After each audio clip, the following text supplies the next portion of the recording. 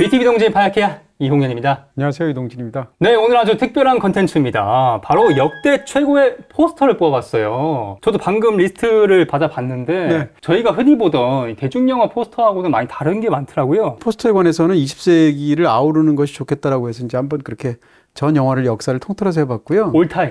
그러다 보니까 20세기 영화들 고전으로 나오면 아무래도 잘 모르시니까 네. 상대적으로 좀 더 익숙하지 않은 이미지들이 있을 수 있겠다. 그렇지만 영화 역사에서 너무 유명하기도 하고 또 제 개인적인 견해로도 가장 뛰어나다고 생각하는 그런 말 그대로 포스터만 가지고 보는 거고요. 평론가님도 네. 영화 보기 전에 네. 포스터를 보고 볼지 말지 결정을 좀 하시나요? 아니요. 저는 이제 영화 보는 게 직업이기 때문에 포스터가 저를 속인다 할지라도 네, 속아 넘어가지 않으려고 노력하겠죠. 어렸을 때만 좀 그러셨군요. 네, 예전에 그냥 제가 관객 입장에서 보면 네. 포스터가 너무 이렇게 좀 약간 값싼 이미지거나 이러면 보러 가기 싫죠, 많은 네. 분들이. 반대로 또 포스터에 낚이기도 하시잖아요. 아, 그쵸. 네. 자, 첫 번째. 네. 와, 정말 유명하죠. 네. 양들의 침묵입니다. 네, 극 중에 클라리스 스털링이라는 이제 주인공이기도 하고. 조디 포스터? 네, 조디 포스터가 연기하고 있죠. 이 포스터 속에서 사람들이 다 나방을 보지. 네. 이 조디 포스터를 안 보죠. 그쵸. 네, 그런 측면에서 굉장히 파격적이면서도 인상이 강한 포스터라고 할 수 있겠습니다. 나방이 왜 여기 입 앞에 있을까요? 네, 영화를 보시면 일단 안 본 사람 입장에서는 이게 네. 뭘까? 무슨 이미지일까? 이미지 자체가 굉장히 강한데 네. 더군다나 나방이 입에 앉아 있잖아요. 네. 입에 앉아 있는다는 얘기는 더군다나 여기 보면 사일런스란 말하고 결합이 돼서 침묵을 뭔가 의미할 것 같잖아요. 말하지 마 라든지 입을 뒤덮고 있다든지 뭐 이런 느낌이 있는데 그게 나비도 아니고 굉장히 화려한 분야의 나방이에요. 네.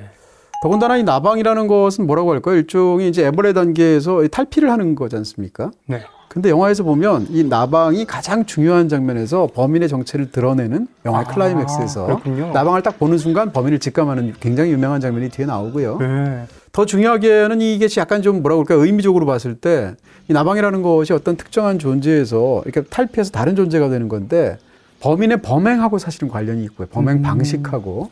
또 한 가지는 영화 속에서 가장 중요한 세 인물이 있을 거 아니에요? 범인이 있고 그 유명한 한니발 렉터 박사가 있고 또 클라리스 스털링이 있는데 세 명이 사실상 다 껍질을 벗고 뭐 성장을 하거나 아니면 정체가 드러나거나 이런 영화예요. 근데 또 해골은 뭐죠?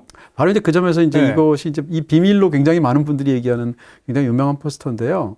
이 나방 종류가 이제 매나방이라고 하는데요. 네. 이 매나방 종류 자체가 원래 등에 이렇게 해골 비슷한 무늬들이 많은 굉장히 악명 높은 나방이에요, 실제로. 근데 그 매나방의 그 어떤 해골 이미지를 갖고 와서 이거 사실은 크게 이렇게 확대해서 보셔야 되는데 네. 여기 보면 어떤 비밀이 숨겨져 있죠.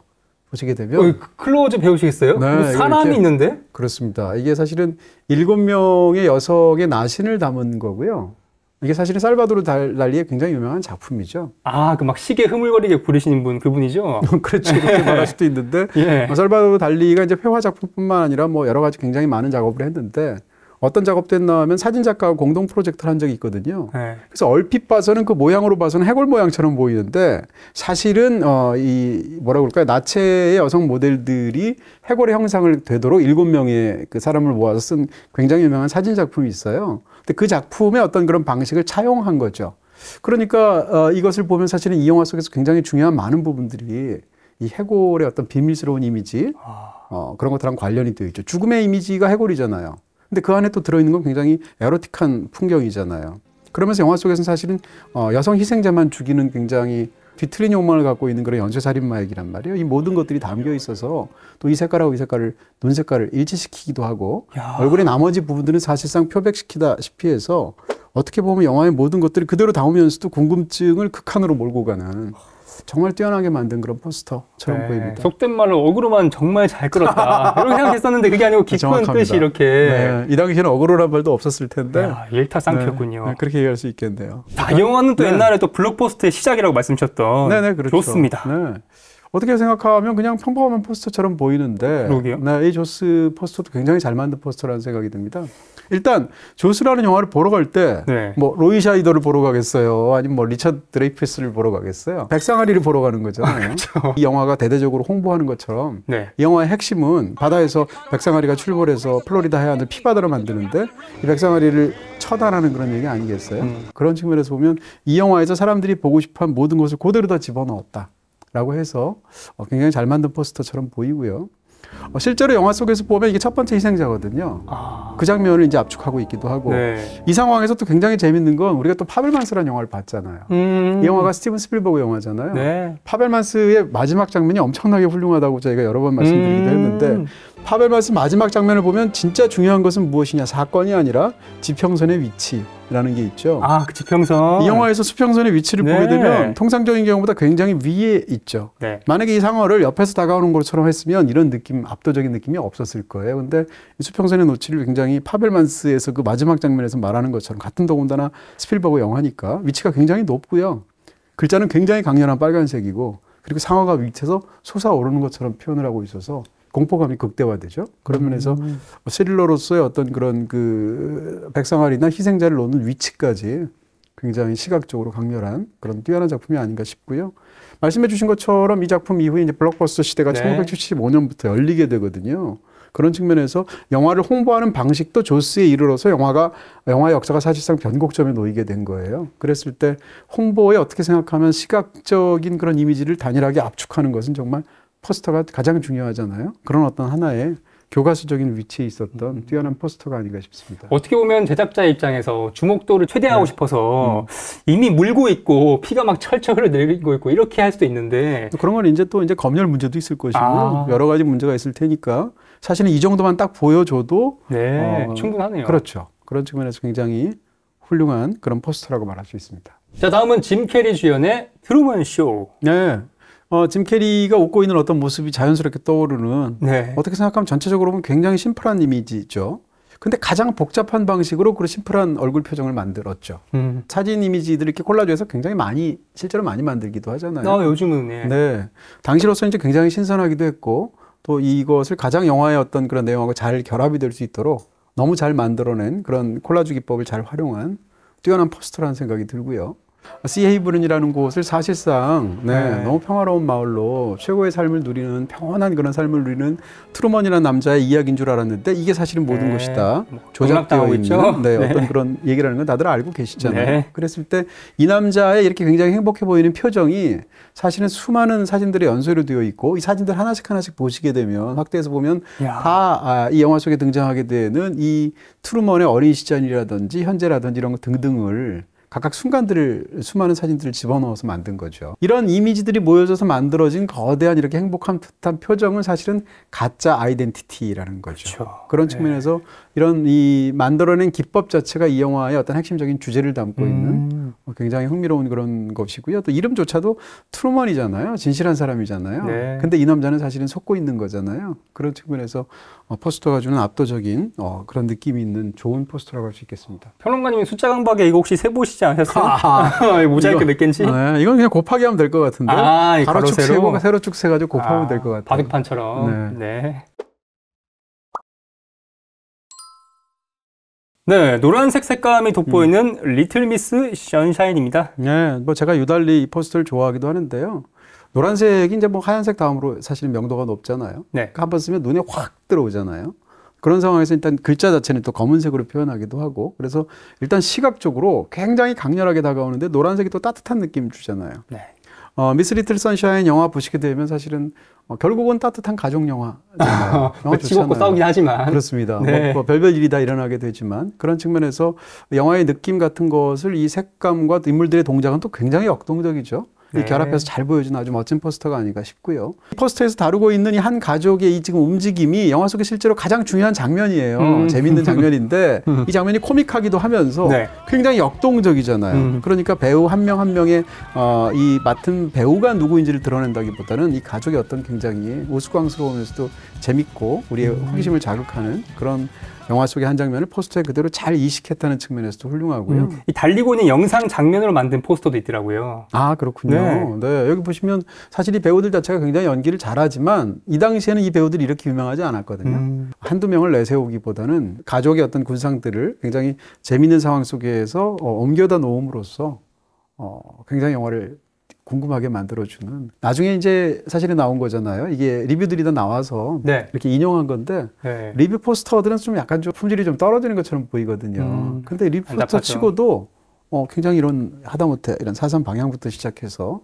얹혀져 있는 위치나 전체 여백을 만드는 부분까지 미적으로도 리뷰를 굉장히 잘 활용한 포스터처럼 보입니다. 저도 그런 포스터가 하나 떠오르는 게 영화 원스 포스터. 평론가님이 한 줄 평이 들어갔을 때 정말 미적으로. 네, 제가 제대로 활용 점정으로 망치고 있죠.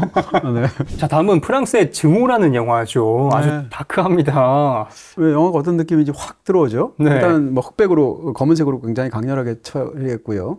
프랑스어로 증오라고 쓰여 있고 여기 딱 보면 이 눈하고 이 글자가 안 보일 수가 없잖아요. 이게 네. 아직까지는 괜찮아라는 뜻이란 말이에요. 근데 아직까지는 괜찮아가 영화의 시작과 끝에 굉장히 중요하게 이 대사가 나오는데 이게 어떤 맥락인가 하면 영화를 보시게 되면 수십 층 꼭대기에서 떨어진 사람이 하는 얘기예요.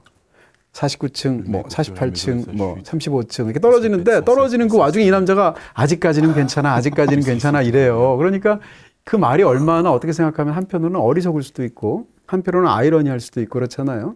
그게 어떤 극 중에서 등장하게 되는 이제 프랑스의 방리우라고 해서 이제 프랑스 파리의 외곽 지역 사람들 어떻게 네. 생각하면 약간 슬럼처럼 상대적으로 이제 주거 환경이 굉장히 나쁜 그러면서 범죄가 만연한 그 속에서 일어나는 어떤 사람들의 시위와 경찰과의 어떤 대립을 다룬 그런 작품이란 말이에요. 주로 청춘들이죠. 예. 그렇습니다. 그런 측면에서 이 증오라는 영화가 보여주는 어떤 그런 강렬한 그런 어떤 갈등의 이미지 같은 것들 이런 것들을 더군다나 이렇게 이 사람이 이제 뱅상 카셀인데요. 뱅상 카셀이 이때만 해도 전혀 유명한 사람이 아니고 네. 사실상 이 영화 때문에 스타덤이 됐거든요. 아마도 블랙 스완의 그 남자 주인공으로 많이 기억하실 텐데 이 뱅상 카셀이라는 이후에 프랑스에서 가장 중요한 배우 중에 한 사람이 된 그 사람이 어떤 가장 그 처음에 빛났던 순간에 더군다나 이 부릅뜬 눈으로 표현했다는 측면에서도 인상적이기도 하고요. 아니, 이 영화는 포스터부터 뭔가 길티 플레저스러운데요. 그렇습니다. 쇼걸이네요. 네, 그러니까 뭐 스트릿바에서 일하는 그런 댄서의 이야기를 다룬 거죠. 어떻게 네. 생각하면 가장 속스럽고 가장 야하고 가장 낮고 이런 어떤 네. 그런 세계를 그야말로 적나라하게 다루는 작품인데 이 영화 만든 사람이 폴 버벤인데 폴 버벤은 뭐 이런 식으로 어떤 부분에 있어서 전혀 타협하지 않는 사람으로 유명하잖아요. 그 원초적 본능 만드신 분이죠. 제일 유명한 것은 원초적 본능이지만 로보캅 같은 영화를 만들기도 했었고요. 최근에는 엘르 같은 그런 또 탁월한 작품을 만들기도 했고요. 어쨌건 이 작품은 사실은 이게 약간 미니멀하게 만든 이미지잖아요. 일단 네. 주인공인데 주인공의 얼굴이 안 나오잖아요. 위가 눈 이상이 안 나오잖아요. 물론 이 영화의 이 지금 이 모습을 드러내고 있는 여자 주인공인 엘리자베스 버클리가 그 당시에 신인이에요. 그러니까 얼굴을 전면이 드러났다고 한다 할지라도 마케팅 포인트가 되지는 않겠죠. 근데 더 중요한 건 눈 위를 이렇게 쳐냄으로 인해서 뭐라고 할까요? 이 대상을 익명화하고 있거든요. 이 영화는 당연히 성상품화라는 주제를 다룰 거 아니에요. 네. 사람들이 스트립 댄서를 보면서 충족하는 어떤 그런 값싼 성적 욕망에 관한 영화일 거 아니에요. 근데 그것을 어떤 그런 익명화시키는 이미지로 굉장히 뛰어나게 형성화했고 이 자체가 굉장히 에로틱하잖아요. 그런 면에서 가장 그 에로틱하게 잘 표현한 그런 영화인 것도 사실인 것 같아요. 이 포스터가. 또 한 가지는 전 이거 볼 때마다 이게 사실상 이 안에 인물이 어둠 속을 이렇게 헤집고 바깥으로 나오는 것 같은 느낌이 저는 항상 들거든요. 그런 측면에서 본다면 이 영화가 단순히 어떤 에로틱한 그런 그 부분만을 소고점으로 삼고 있는 그런 포스터는 아닌 것 같다라는 측면에서도 훌륭해 보입니다. 근데 이게 사실은 표절 시비도 있었어요. 찾아서 보시게 되면 거의 흡사합니다. 그럼에도 불구하고 어쨌건 포스터 자체로만 본다면 압도적으로 우리의 어떤 시선을 끌면서 영화의 어떤 핵심적인 부분들을 너무 미니멀하게 잘 그려낸 그런 탁월한 포스터라고 말할 수 있죠. 네, 사실 포스터는 굉장히 훌륭한데 영화는 그렇게 훌륭한 영화는 아니에요. 그래서 심지어는 그 졸작 영화 시상식도 있잖아요. 골든 레스페리상이라고. 거기 휩쓴 작품이기도 한데. 분명해. 근데 솔직히 그 정도 졸작은 아니거든요. 근데 어쨌건 영화는 별로지만 포스터는 훌륭한 케이스로 자주 얘기하기도 하는 게 쇼걸입니다. 자, 다음은 악마의 씨라는 영화인데요. 네. 이 포스터는 그 자체로 굉장히 뛰어나기도 하고 뭐라고 할까요? 그 이후에도 굉장히 큰 영향을 미쳤어요. 데란 에로노프스키의 영화 중에서 그 마더라는 영화 있잖아요. 네. 제니퍼 로렌스가 나왔던 네네. 포스터를 찾아보시면 똑같습니다. 사실상 영화만 봐도 어떤 뭐 장르를 우리가 짐작할 수 있잖아요. 뭔가 약간 소름 돋고 공포스러운데요? 그렇습니다. 이 색깔 자체가 사실은 녹색이라는 것 자체가 우리를 약간 이렇게 뭐라고 그럴까요? 대자연의 색깔이기도 하지만 괴물의 색깔이기도 하잖아요. 실제로 뭐 슈렉 같은 걸 포함해서. 그런 어떤 약간 그 녹색을 거의 표백하다시피 해서 이렇게 바닥에 깔아놓고 인물이 묘한 표정을 지은 상태에서 이렇게 옆얼굴을 보여주고 있으니까 정확하게 어떤 상황인지도 잘 모르겠고 어떤 신비한 느낌이 들면서도 굉장히 불길하고 음산한 느낌이 들죠. 네. 그러면서 장르에 딱 맞는 그런 어떤 포스터로서의 이미지를 갖게 되었다는 걸 먼저 지적할 수 있고요. 이 영화에서 제일 유명한 배우는 그 당시에 미아 페로우예요. 그러니까 미아 페로우가 나왔는데 네. 미아 페로우를 전면에 등장하면서도 사람들이 미아 페로우가 아니라 이걸 보도록 만드는 거죠. 그러네요. 그러니까 지금 더군다나 이것이 약간 실루엣처럼 처리가 되어 있어서 그 안에 아기의 모습이 어떤지 우리가 상상할 수가 없잖아요. 근데 영화의 제목이 로즈마리의 아기잖아요. 주인공의 타이틀롤은 로즈마리가 아니라 아기란 말이에요. 그런 측면에서 이 아기의 모습이 굉장히 중요한데 그 아기는 과연 어떤 아기일까를 궁금하게 만드는 그런 측면에서도 포스터 한 장으로서 강력하게 영화에서 사람들이 생각하는 것을 생각해야 할 것을 압축해서 이미지로 제시를 하는 그런 뛰어난 포스터라고 말할 수 있겠습니다. 이거 보고 너무 궁금해져가지고 차 타고 오는 길에 봤습니다. 유전하고 비슷한 느낌의 오컬트 영화인데 정말 네. 제 스타일이었어요. 오컬트라는 장르가 생기게 한 장본인이 이 영화예요. 그러니까 사실상 오컬트 영화의 효시예요. 그 정도였군요. 네. 오컬트라는 장르가 얼마나 됐습니까? 지금까지라고 말을 하면 정확하게 말할 수 있어요. 56년 됐습니다. 왜냐하면 이 영화가 1968년도에 나왔거든요. 그런 식으로 봤을 때 굉장히 중요한 기념비적인 작품이기도 하고요. 사람들이 보고 싶은 거를 안 보여주면서도 무시무시한 끝내주는 그런 공포 영화라고 말할 수 있겠습니다. 귀신 거의 안 나오죠. 네. 상당히 미니멀하게 표현되어 있는 이 작품은 살인 내부죠. 네. 자, 오랜만에 또 사인을 한번, 근데 이게 너무 커가지고 좀 초라해 보이긴 하는데. 초라하진 않아. 이거는 이미지고 이건 진품이기 때문에 엄청난 차이가 있고요. 네네. 얘는 지울 수 있지만 얘는 비싼 겁니다.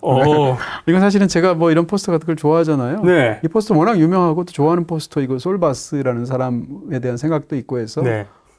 구했고요. 캐서린 그랜트라고 극 중에서 등장하는 그 범인의 어떤 가족인데 또 이 캐서린 그랜트가 연기한 배역도 어떤 비밀이 있거든요. 캐서린 그랜트가 사인한 살인의 해부에 관한 포스터입니다. 뭐 포스터의 역사라는 어떤 책이 나온다면 네. 아마도 반드시 거론돼야 될 그런 포스터가 아닐까? 이 포스터를 만든 사람은 바로 솔 베스라는 사람인데요. 네. 이 솔 베스라는 사람은 영화의 역사에서 오프닝 크레딧이라는 거 있잖아요. 타이틀이 나오면서 보여주는 그 앞부분에 등장하는 그 오프닝 크레딧 그 영상이나 이 포스터에 있어서 그런 시각적 이미지에서 혁신적으로 해서 영화 역사를 견인한 정말 놀라운 그런 창의적인 그런 스텝이라고 말할 수 있을 것 같고요. 이 사람을 제대로 발탁해서 능력을 제대로 뭐라고 할까 발휘하도록 만든 사람 감독이 바로 오토 프렘인 거예요. 이 영화 바로 이전에 어떤 작품이 있었나 하면 황금팔을 가진 사나이라는 영화가 있거든요. 네. 황금팔이라는 게 마약을 하도 많이 주사를 한 팔을 은유하고 있는 거예요. 황금팔이 아니네. 그렇죠. 근데 그것도 한번 포스터를 찾아보시면 손 하나로 마약 중독자를 묘사를 했어요. 굉장히 미니멀한 방식으로. 어떻게 보면 이 포스터랑 같이 보시면 같은 사람이었다는 걸 알 수 있을 텐데 그 작품으로 본격적으로 유명해지게 되었고 바로 이 포스터 역사에서 걸작으로 남는 이 살인의 해부라는 작품의 포스터로 또 강렬한 그런 족적을 남기게 되었죠. 이 작품에서 이것이 보여주는 것은 이게 뭐 그렇게 대단한가 이렇게 볼 수도 있겠지만 이 영화가 나왔던 1950년대 대부분의 영화는 지금도 그렇지만 그 당시에는 더더욱더 주연 배우 얼굴을 크게 이렇게 해서 누가 나온다라는 걸 강조하는 방식으로 거의 모든 포스터를 만들었단 말이에요. 근데 이 영화는 제임스 스튜어트라는 당대 최고의 그런 스타가 나왔음에도 불구하고 전혀 얼굴 같은 거 안 보여주고 있고요. 네. 가장 미니멀하면서도 단조로운 그런 어떤 이미지로 제시하고 있죠. 야, 제작사가 반대 많이 했을 텐데. 그럴 수 있어요. 그러니까 바로 오토 프레밍고의 역할도 중요하다는 거죠. 이 사람을 밀어줬다는 얘기니까요. 이런 창의적인 아이디어를. 또 한 가지는 이것이 이제 영화 자체가 살인의 해부이고 영화를 보면 실제로 법정 영화거든요. 굉장히 훌륭한 법정 영화인데 법정에서 어떤 일이 벌어지냐가 굉장히 중요하고 그러다 보니까 시체가 바닥에 떨어져 있는 위치나 이런 상황에서 이렇게 그려놓지 않습니까? 바닥에다가. 이게 바닥에 그려놓은 거거든요. 시체를. 어떤 살인당한 강간 혹은 폭력의 시체 이미지인 건데 그것을 이제 더군다나 영화가 아나토미란 말을 쓰고 있잖아요. 해부라는 말을 쓰고 있으니까 그것을 이렇게 좀 분절된 이미지로 보여준다던가 이렇게 해서 딱 보면 더군다나 이 노란색과 검은색을 대비를 해서 아주 강력한 이미지를 제시한다던가라는 이런 측면에서 이 포스터는 더군다나 당대적인 맥락까지 생각하면 이런 미니멀한 부분에서 정말 뛰어난 그런 시각적인 상상력을 발휘한 그런 포스터라고 할 수 있습니다. 1월 말에 추락의 해부라는 작품도 개봉하잖아요. 그렇죠. 그 작품도 이 작품하고 약간 연관성이 있나요? 있습니다. 제가 볼 때는. 그러니까 그 작품도 법정 영화이기도 하고요. 그리고 그 작품의 제목 자체가 여기서 Murder Fall이라는 말로 대체했고 나머지 사실상 제목 자체를 가져온 거예요. 그런 측면에서 할리우드의 고전인 그 작품의 제목을 갖고 와서 또 다른 또 훌륭한 영화를 만든 케이스가 아닌가 싶습니다. 또 같이 보시면 흥미롭겠네요. 네, 뭐 이 작품은 다 아시죠? 히치콕 감독의 현기증입니다. 방금 전에 살인의 해부를 보셨으면 뭔가 약간 시각적인 유사성 같은 걸 발견하실 수도 있어요. 네. 같은 사람이 했거든요. 이 솔베스를 데리고 와서 또 다른 굉장히 훌륭한 작품들의 어떤 포스터들을 혹은 오프닝 크레딧을 만들어내게 된 그런 사람이 바로 히치콕입니다. 히치콕의 작품 중에서 최고작이 뭐냐 하는데 상당히 많은 사람들이 현기증이라고 이야기하는 경우가 있죠. 네. 현기증이라는 것은 주인공이 갖고 있는 트라우마나 어떤 사건하고도 관련이 되어 있고 극 중에서 굉장히 중요한 건데 현기증이나 어떤 그런 이미지를 이런 추상적인 도형 이미지로 설명을 하고 있어요. 나선형으로. 보기만 해도 현기증 나죠, 약간. 그럴 수 있죠. 네, 이게 왠지 돌아갈 것 같은 그런 느낌이 들기도 네. 하고 자세히 보시게 되면 여기 남자가 있고 여자가 있는데 남자는 검게 표현이 되어 있고 여자는 이 윤곽만 되어 있죠. 네. 그리고 둘 다 이 현기증 때문에 쓰러지는 것 같은 모습을 갖고 있는데 또 어떻게 보면 남자가 여자를 추락하는 걸 잡으려고 하는 것 같은 그런 이미지처럼 보이기도 하고 이 영화를 다 보시고 나면 이 이미지가 굉장히 미니멀하지만 굉장히 흥미진진한 방식으로 이 포스터에 적용이 되었다는 걸 알 수가 있습니다. 여자의 어떤 정체와 관련되어 있고 남자의 트라우마랑 관련이 되어 있는데 미학적인 느낌들도 굉장히 강렬하면서 영화의 부분들을 요약한 그런 부분으로서도 훌륭한 그런 걸작 포스터라고 말할 수 있겠죠. 약간 메비우스의 띠 같기도 하고 그 영화에서 주인공이 막 계단 타고 올라갈 때 막 동그랗게 이렇게 올라가잖아요. 그것도 그렇습니다. 약간 떠오르는 것 같아요. 네, 뭐 이런 게 나선형 이미지라서 그런 건데요. 그 나선형 이미지 속에서 그 윙빙 도는 것 같은 실제로 여러분들이 이제 유튜브 같은 데 보시게 되면 이 솔베스의 경우에는 오프닝 크레딧만 따로 올려놓는 경우가 많아요. 워낙 유명한 작품들이라서. 복북서로 진로를 돌려라 같은 작품 혹은 뭐 사이코 같은 작품 이런 작품 오프닝 크레딧만 찾아보시면 그 자체로 하나의 작품이고요. 솔베스의 어떤 인장 같은 것이 그대로 찍혀져 있는 걸 느끼게 됩니다. 그 복북서로 진로를 돌려라 같은 거 보면 뭐라고 그럴까? 이거랑 정반대로 여기서는 곡선의 이미지인데 거기서는 사선의 직선의 이미지를 가지고 계속 인상적인 어떤 장면들을 만들다가 그게 이제 빌딩으로 전환이 되는 거거든요. 그런 식에서 탁월한 부분을 드러내기도 하는데 어찌됐건 솔베스라는 사람 보면서 이전에도 포스터는 아트죠. 이 자체로 우리가 LP판 같은 거, CD 같은 거 사게 되면 그 디자인 자체가 그 자체로 하나의 예술품이지 않습니까? 마찬가지로 포스터가 얼마나 훌륭한 그 예술품으로서 기능할 수 있는지를 보여준 그런 뛰어난 작품이라고 말할 수 있겠죠. 자, 마지막 영화는 비행기가 꽈배기가 되어 있네요. 에어플레인입니다. 딱 봐도 장난 알 수 있죠. 아까 그 로즈마리의 아기가 딱 보면 공포영화라는 거 알 수 있잖아요. 포스터만 봐도. 이거 SF 아닌가요? 이게 SF예요? 네. 그렇게 볼 수도 있고요. 네. 배그를 막 구워 넣은 건가? 그렇습니다. 딱 봐도 코미디라는 게 보이잖아요. 네. 이게 단지 영화에서 일어나는 일뿐이라는 것에 대해서 신에게 감사를 이렇게 써 있잖아요. 70년대는 할리우드 영화 역사에서 이제 뭐라고 할까요? 재난 영화가 가장 인기 있었던 그런 시대이기도 합니다. 네. 뭐 여러분 너무 잘 아시는 뭐 타워링 같은 영화, 포세이돈 어드벤처 같은 영화. 근데 그 당시에 작품 중에서 또 이제 항공기에서의 어떤 그런 재난 상황을 가지고 에어포트라는 히트작이 있었어요. 그 에어포트의 특정 장면을 패러디하기도 했고요. 그 제목은 이제 에어플레인이지 않습니까?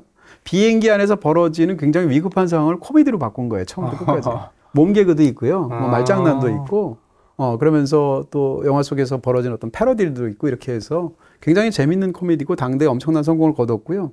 나온 거 자체는 80년대인데 사실상 70년대 유산으로서 장르 자체를 패러디한 그런 케이스라고 말할 수 있는데 저는 이 포스터 보면 굉장히 유쾌해요. 굉장히 끔찍한 상황이잖아요. 비행기가 공중에서 어떤 재난 상황에 돌입한다는 것은. 근데 그것을 코미디로 삼아서 포스터만 봐도 그런 즐거움이 느껴지는 그런 재밌는 영화가 됐습니다. 근데 진짜 이 영화는 재밌을 것 같은 게 코미디는 식상함이 가장 큰 적이잖아요. 근데 이 포스터도 되게 창의적으로 뭔가 꼬아놨으니까 네. 뭔가 재밌게 클리셰를 비틀 것 같은 느낌? 네, 간단하잖아요. 네. 네, 뭐 패러디라는 것 자체가 어떤 재미를 위한 어떤 비틀림 같은 것이 있을 것이고요. 그런 창의적이면서도 간단한 그런 뛰어난 포스터라고 말할 수 있겠습니다. 네. 자, 그럼 오늘의 영화 큐레이션 원픽 가겠습니다. 증오 한번 보시면 어떤가? 네, 바로 이 영화고요. 이 작품 보시다 보면 최근 또 한 2, 3년 사이에 같은 비슷한 주제를 다룬 또 다른 또 뛰어난 작품이 있었어요. 레미제라블이라고. 사극 레미제라블 말고 라즈리가 감독했었던 그 레미제라블하고도 굉장히 대비되는 측면이 있습니다. 네, 둘 다 프랑스 그렇게 한번 영화고요. 보셔도 좋을 것 네, 같고요. BTV와 모바일 BTV에서 보실 수 있습니다. 사실 저희 파리아키아에도 솔베스가 한 분 계십니다. 네. 바로 썸네일 만드시는 현 매니저가 네. 살아계시잖아요, 심지어. 파이아켜는 썸네일 맛집이죠. 자, 현 매니저가 만든 작품들을 자 이렇게 보여드리면서 마무리하겠습니다. 파이어 키야. 영상 재밌게 보셨나요? 여기 클릭하시면 제작에 큰 도움이 됩니다. 안녕.